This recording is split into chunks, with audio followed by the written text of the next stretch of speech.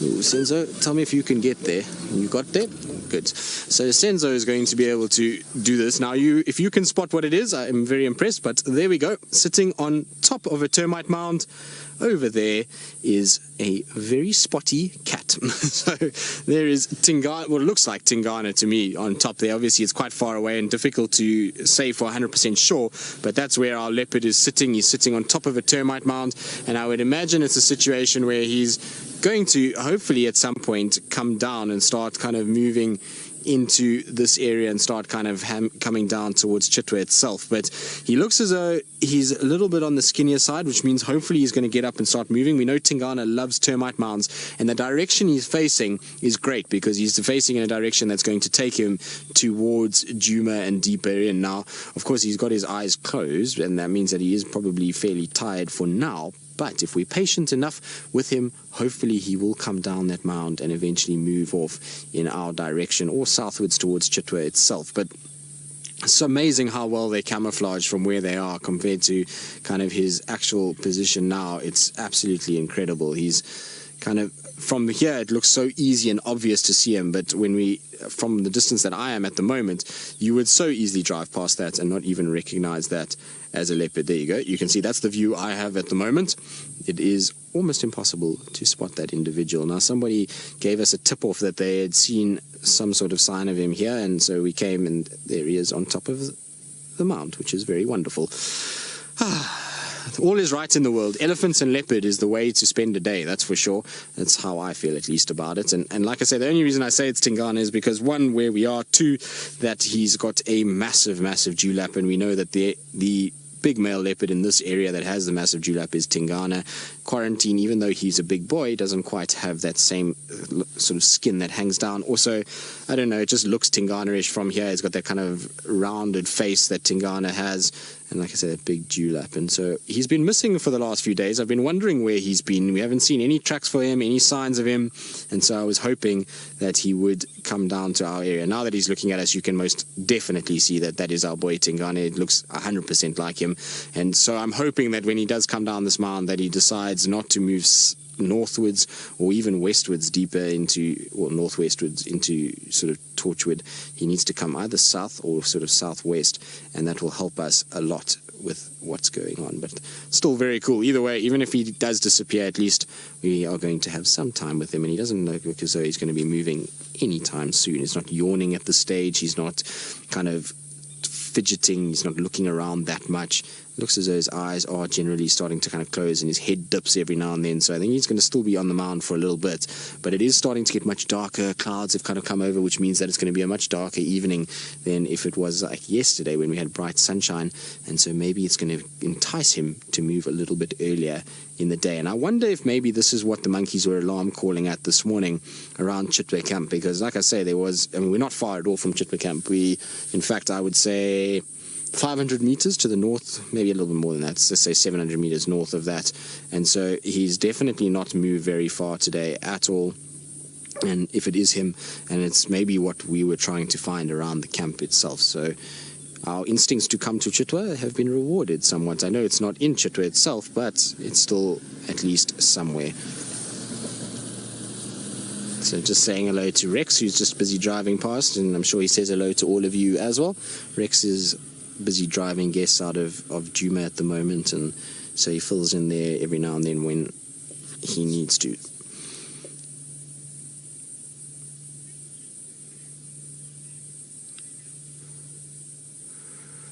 Philip, you're wondering how large Hosana is in comparison to Tingana. Still not really comparable at all. And Hosana, while he is getting bigger, is still nowhere near the size of Tingana yet.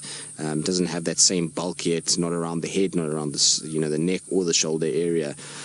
So he's got a while to go, but he's catching up every day. Every day that Hosana's out, he's growing. His dewlap's getting bigger. He himself is getting bigger. And the thing is, because Hosana's been away from Karula for the last few months, because she's disappeared, everybody kind kind of keeps looking at Hosana as an individual that is going to be able to challenge for territory now.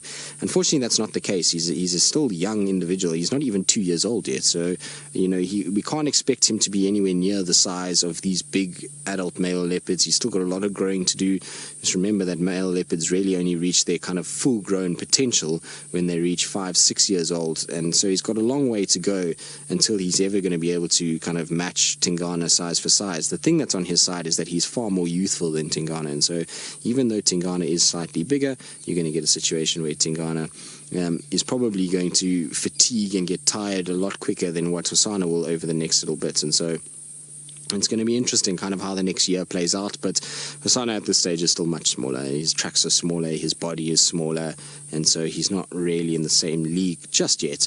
The problem with Hosana, though, is he's starting to scent mark, and that's going to irritate Tingana no end if he comes across it. Luckily for Hosana, Tingana hasn't been moving around in those areas at all and has not actually, as far as I know, been anywhere near Treehouse Dam lately, and so he might not have picked up any sign of what is going on, and that means that Hosana is escaping for now, but it's only a matter of time if he is marking like that there's going to be an issue between the two of them, and Hosana is going to potentially then be pushed out by Tingana. We hope that that's not the case, but at the end of the day, like I say, he's playing a risky game, and he's doing things that ultimately are going to lead to Tingana sort of getting his attention and trying to then actively follow him, and that cub relationship with Tingana that Hosana and Tumba have had quickly goes away when he sees them scent marking and thinks that they potentially are going to be an intruder in his territory and try and be competition for females and food and those kind of things.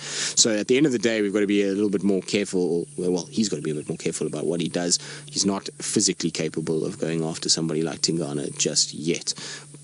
Nice thing, though, is that, like I say, Tingana seems to be preoccupied with something at the moment. I don't know what it is, but something's got his attention lately, and he's spending very little time on the western parts of Djuma. I don't know if it's Djuma that's pushing him this way, or if it's quarantine encroaching on this eastern side that's keeping him very busy, or it's the Kuchava that's been in heat and those kind of things. I don't know what the situation is, but he's definitely not been patrolling the same way that he normally does. We've been seeing very little evidence of him in the western parts of Djuma. We haven't seen tracks around Impala Plains and those areas like we normally do for Tingana, and he seems to be hanging around a lot on Torchwood, Chitwa, even sort of the eastern side of Djuma to a degree. And so I don't know what he's up to at the moment, but I think he's feeling the pressure from quarantine and the fact that there's a young female here that has been in a situation where she's been able to mate, and he's kind of given his attention to that. Also, I suppose at the end of the day, Tundi being in this area quite a bit at the moment, she's on the eastern side of Djuma all the time, and with cubs, that might be attracting his attention as well and kind of luring him into this more eastern section for now. There's not many females in the west that he can potentially mate with at the moment. Ingrid Dam, young cub, Tiani, Inchila, those are all going to be covered by Anderson. Their area is Anderson, so he doesn't have much to look forward to on that side, so it's better for him to focus his attention where the two females are on this side that are receptive at the moment. I mean, obviously one has given birth to cubs, and the other one, well, he's been mating with and is maybe still in heat or potentially pregnant. It's a bit difficult to say at this stage. Kuchava potentially could be in a situation where she's pregnant by a month or two, and we don't know it yet. I mean, if you look at Tundi, we only sort of started noticing about a month ago, and then she gave birth fairly quickly after that. So it just depends on how things go, and obviously we'll try and kind of monitor it, but maybe she's going to come into estrus again, and that's what's keeping him down in this side of the world. Problem is he's facing the wrong way at the moment, which is not ideal. Palin, this is an interesting question. You want to know whether leopards scent mark as much if they are dehydrated. I'd imagine the answer to that is no.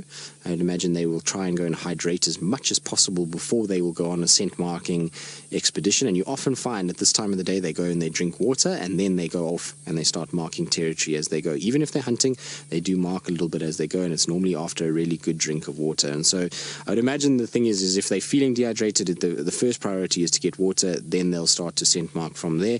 But I mean, I don't know if that is always the case. I mean, at the end of the day, there might be situations that they're on the way to water and they'll use their last remaining resources, if you want to call it that, to be able to mark territory as they go towards water. But the thing is in this area is that there's no leopard that's ever really dehydrated in this particular section. There's so much water in the Sabi Sands that leopards really don't have to roam very far for water. If you think about where we are now, we've got Chitwa Dam here, but just south of Chitwa Dam is a place called Jack's Pan on a nets. Then there's a Nets Dam, then there's Cheetah Plains Pan, then there's in Coral Pan, and then in Torchwood there's a number of pans there. Then there's Twin Dams, there's Buffelshoek Dam. So there's water everywhere within a very small radius that allows these leopards to always find something. So the leopards here are very fortunate. They don't have to worry about dehydrating, and therefore it'd be interesting to know how much more they scent mark here than maybe areas that are a lot drier and more arid, like in the Kalahari, whether those leopards only scent mark a little bit less or less frequent to what we see from this male. I would be interested to know, and I think you'd probably find that there's a very different amount and frequency between there and here in terms of scent marking procedures. But I think we're going to have to be patient with him. At the end of the day, we're going to have to just do a situation where we're going to have to sit and see what he does. I mean, he is far away. It's not the best view that we've currently got of him, and so we're going to have to just wait and see how he goes. But while we're sitting here, I just thought it would be a good idea to show you guys this elephant and what it looks like. Sorry, I just got to try and quickly sort this out for you. Okay, there we go. Now, I was talking earlier about the blue-eyed elephant that we used to see in the southern parts of the Sabi Sands. So that is what it used to look like. If you have a look at that, look at the color of those eyes. They're like an icy blue kind of color. They remind me a bit of the Game of Thrones characters that you see all over the place these days.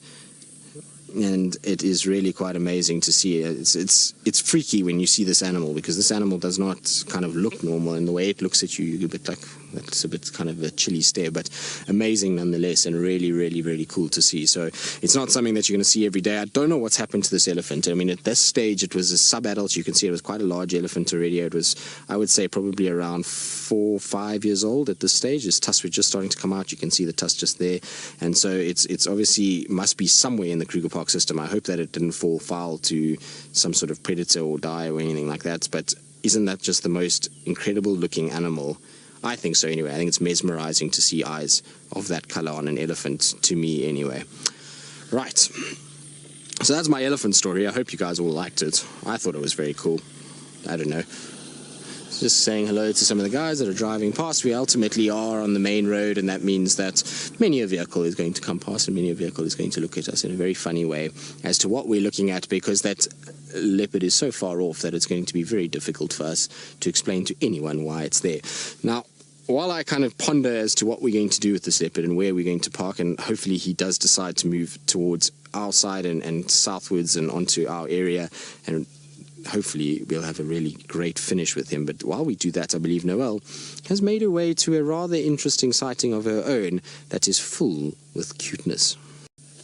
I do indeed. He's still sitting at top of his termite mound. We've slightly moved a little bit. I know there's a few branches in front of his face, but it was just a little bit of a closer view than what we had a little bit earlier, and we can just see his coat shimmering in the background. You can see his tail over the top, and every now and then he kind of looks as though he's sleepy, and then he pops his head up all of a sudden and looks as very wide-eyed and awake like that. You see, he's kind of looking as though he's going to start moving. So I hope that we're going to see a yawn out of him soon, and hopefully something like a little baby impala comes out, because if that happens, I think he'll be down the mound like a shot and moving towards our area. So that's what I'm hoping for at the end of the day. Whether or not that's going to happen, I'm not quite sure, but he definitely looks as though he's fairly awake and fairly kind of attentive to something that's going on. At this time of the day, this fire break is a great place to go, because the fire break is an area where a lot of the impalas and warthogs and various other things will move in, and will try and come into this area to be able to sort of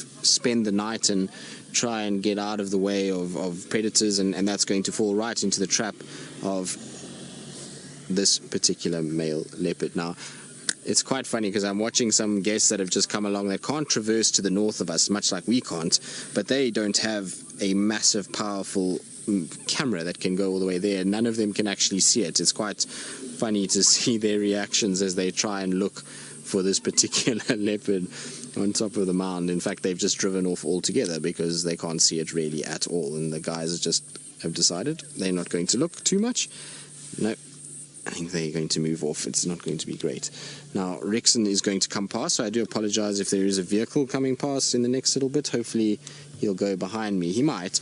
We're not quite sure. He might go in front. He might go behind. I'm not 100% sure, but either way, I'm sure he'll make a plan. Just say hello to him. Hi, Rex. There we go. So, Rex has just gone past now. Now, I wonder if he's maybe going to decide to move now. I think there's going to be a situation. There's a couple cars that have left him, and so maybe now the road is clear for him to start coming down and actually moving in our direction.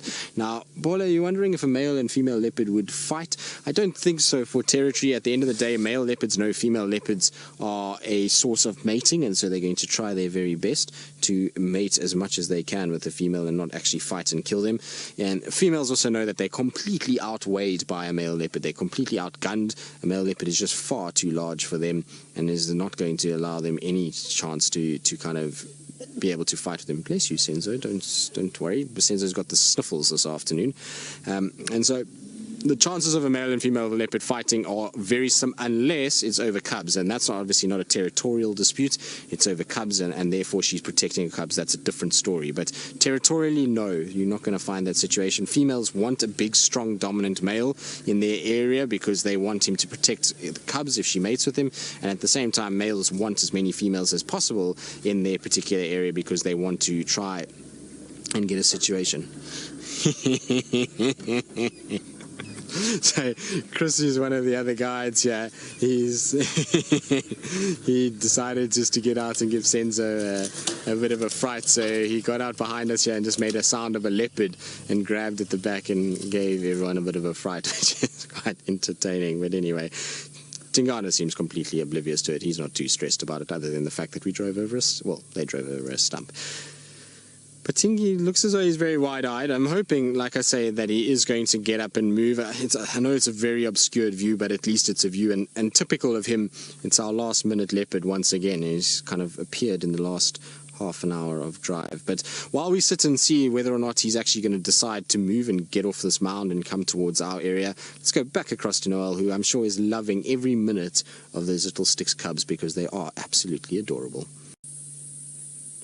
Well, he's still just sitting very patiently, looking around. I think he's waiting for something to come across towards where he is, and then he'll actively look for it. But unfortunately, he's that far away that no matter what we do, even with infrared, we really don't have a great visual of him anymore. It's starting to get quite dreary and dingy, and so I think what we're going to do is probably just leave him here. I don't think he's going to come down anytime soon. He's starting to kind of bow his head a little bit and starting to rest, and so I think it's that time where we're going to probably just let him carry on with his sleep, and hopefully tomorrow morning he's going to be moving towards Djuma side at least.